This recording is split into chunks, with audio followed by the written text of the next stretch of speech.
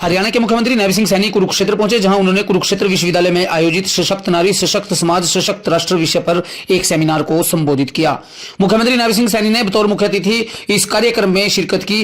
उन्होंने कहा कि नारी सशक्त होगी तो ही समाज सशक्त बनेगा। इसी धरा पर भगवान श्री कृष्ण ने सर्व मानव जाति के लिए ज्ञान और कर्म का संदेश दिया। मुख्यमंत्री ने कहा कि महाभारत का कारण भी एक नारी का अपमान था। यह पावन भूमि हमें संदेश देती है कि जब भी न्याय की बात हो मौन नहीं बैठना चाहिए, निर्णय लेना जरूरी है। आज नारी सशक्तिकरण के लिए आवाज उठाना जरूरी है। संसद में महिलाओं के अधिकारों को कुचलने का प्रयास किया गया। प्रधानमंत्री नरेंद्र मोदी ने पहले गुजरात मॉडल बनाया, अब भारत का मान सम्मान पूरी दुनिया में गूंज रहा है। मुख्यमंत्री ने कहा कि विकसित भारत के लिए 4 स्तंभों पर काम करने की बात कही थी। इससे सबसे पहले महिला, उसके बाद किसान और तीसरा युवाओं को रखा है। सीएम ने कहा कि चौथा गरीब को मजबूत करने की बात भी कही है। यूनिवर्सिटी द्वारा 5,000 रुपए से लेकर के 25 लाख रुपए तक की वित्तीय सहायता दी जाएगी। यूनिवर्सिटी में एआई का सेंटर ऑफ एक्सलेंसी अभी छोटे स्तर पर चल रहा है, उसका शीघ्र ही विस्तार कर दिया जाएगा। उसमें महिला प्रशिक्षकों को फीस में 50% तक की छूट दी जाएगी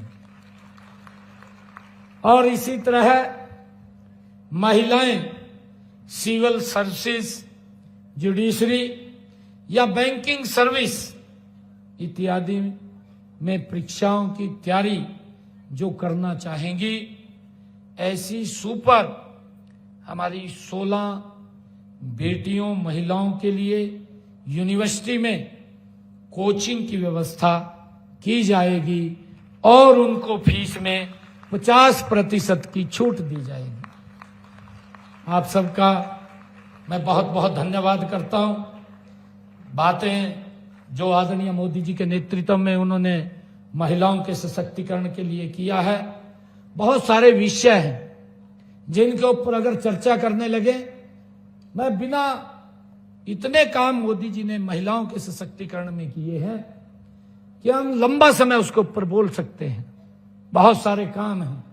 बेटियों को सशक्त करना, बेटियों को आत्मनिर्भर बनाना, ये आदरणीय मोदी जी का संकल्प है। आज के इस अवसर पर जो ये महत्वपूर्ण आज का ये विषय सम्मेलन हुआ है, सशक्त नारी सशक्त समाज और सशक्त राष्ट्र, इसके लिए मैं सभी आयोजकों को बहुत बहुत बधाई देता हूं, शुभकामनाएं देता हूं और आप सबको भी मैं बहुत बहुत शुभकामनाएं देता हूं।